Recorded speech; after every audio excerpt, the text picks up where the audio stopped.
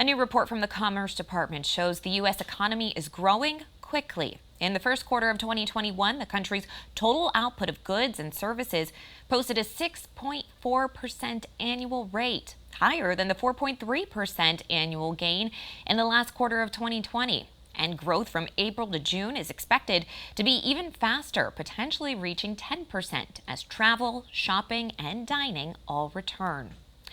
The number of Americans filing first-time unemployment claims hits a pandemic low of 553,000, 13,000 fewer than last week.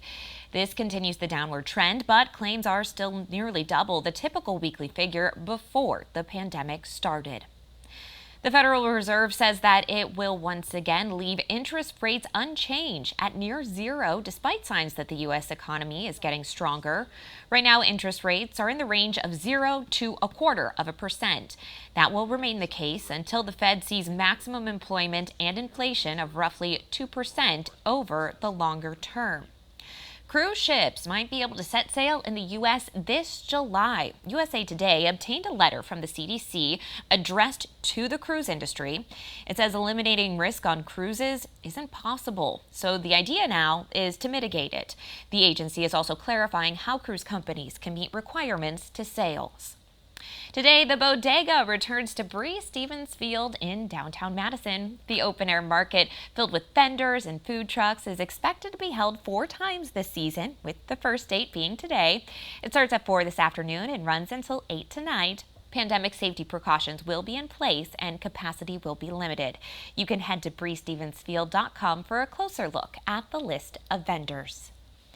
Tonight, the lives of dozens of football players will change forever. The NFL Draft kicks off right here on WKOW, and this year, the draft will be like no other.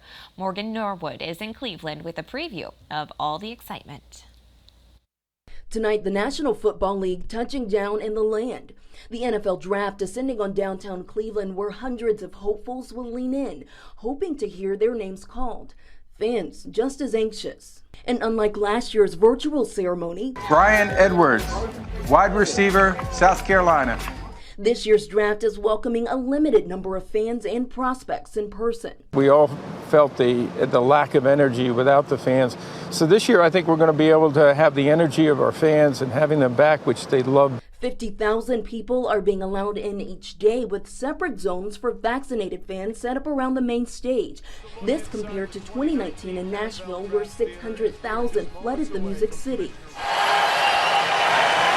From the fan experience to tonight's expectations, a lot of question marks, a lot of uncertainty, a lot of unpredictability. This draft indeed different. The players and teams both enduring an unorthodox season, opening the potential for unpredictable picks. With the opt-outs, with injuries, with COVID interruptions, like I say, this is one that we have never seen ever before. There's one thing that's for certain: whoever graces the stage. And there goes the commissioners. And now vaccinated Roger Goodell given the green light to once again embrace incoming athletes as their NFL dreams come true. It's an emotional moment. It's a real privilege for me to be there and experience it with that young man. A lot of excitement here in Cleveland, and the fact that the NFL allowed fans to take part in the 2021 draft could be a clue that some normalcy is on the way for the 2021 football season. Morgan Norwood, ABC News, Cleveland.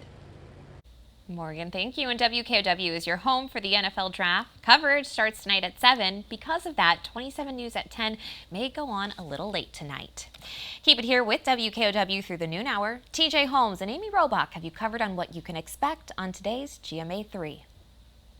Coming up on GMA 3, Senator Roger Marshall is here to discuss President Biden's first address to Congress. Also, the reaction to legislation against trans athletes from retired MMA star Fallon Fox. And we are talking to the former NFL player who has gone from fighting on the field to now fighting for his life. Also, actor Brett Gelman from the new film Without Remorse is joining us. This is all coming up on GMA 3. Now, 27 storm track weather with meteorologist Blaze Keller. Well, we are watching as some of those clouds start to move on out, but they will move back in as a cold front makes its way farther out of the north and west. So enjoy the sunshine here over the next couple of hours. That cold front also going to turn our winds more out of the northwest and bring down some cooler air. Right now it's cutting into northwestern portions of Wisconsin, having passed the cities. Some showers associated with that will make their way further south and east, and we really need the rain. latest drought monitor conditions are showing worsening conditions across much of the state. We'll touch on that here in just a moment. But thinner clouds the farther north and west you live, a little bit more of that cloud deck over, say, Janesville as well as Jefferson.